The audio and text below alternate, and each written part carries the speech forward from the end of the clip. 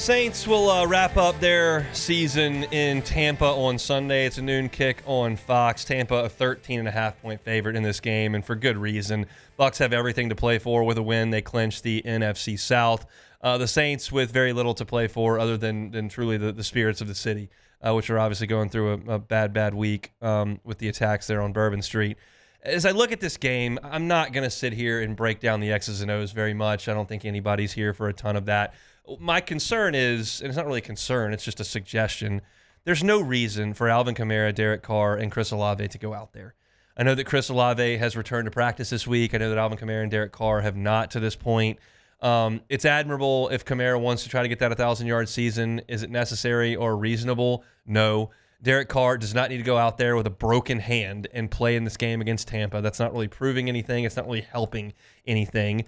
I'm certain there are some people in Atlanta that might feel differently, but since when have the Saints ever tried to appease anything that anybody in Atlanta is trying to do? And then Chris Olave, you're dealing with concussion. And I realize he's been out there at practice, been working out, and he'd like to go out there and play a little bit of football. Check's going to cash whether you're out there or not. I would just as soon not go out there. That's a scary hit that he took about a month ago, and there's just no issue enforcing it.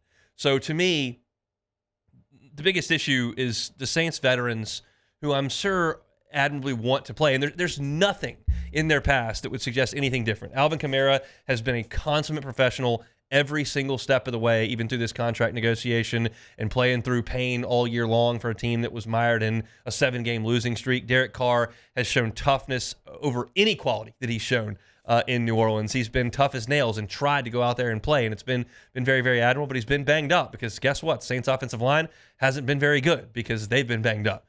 So just sit it out. It's one more game. Just sit it out. And then as far as Chris Olave, take care of yourself. You want to come back next year? I'm all for it. That's awesome. And I think that there's reason to expect that he will do that.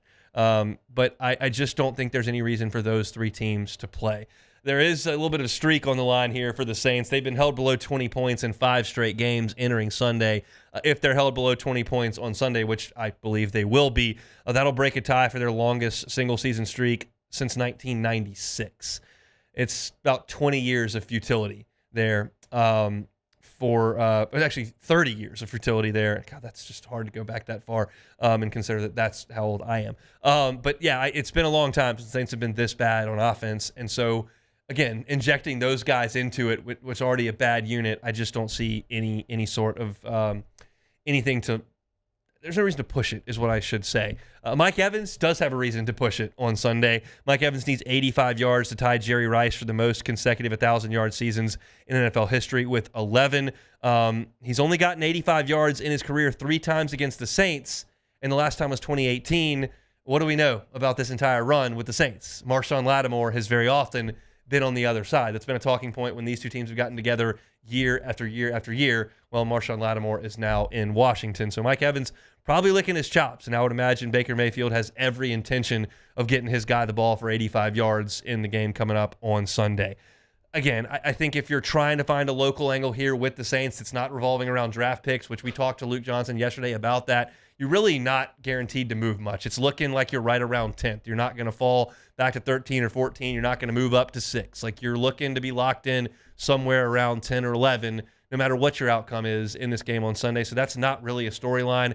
Clyde Edwards-Helaire likely to get a big amount of carries in this game on Sunday because you're looking at Alvin Kamara likely not being available and Kendre Miller likely not being available as he comes off of a concussion last week. So it'll be Clyde. We'll see if he can find some creases, find a reason for the Saints to keep him around for another year.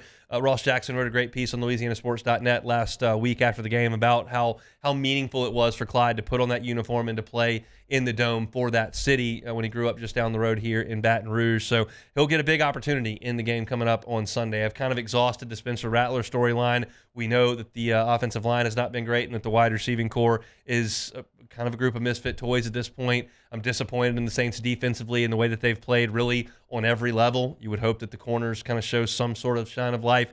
They were not good against a bad Raiders team. So it's just there's just not a lot of meat on this Saints bone, and my contention is they probably lose this game by 20 points or so and finish this season 5-12 and then go into what is a much more interesting chapter in the New Orleans Saints story, which is where does this direction, what direction does this franchise go from right here? You start the opportunity to go try to hire a coach. Mike Vrabel is reportedly interviewing with the Jets this weekend. He is eligible to do so after his contract with the Browns went up. I would assume the Saints would like to talk with him as well. And that's kind of the state of mind that a lot of Saints fans are in.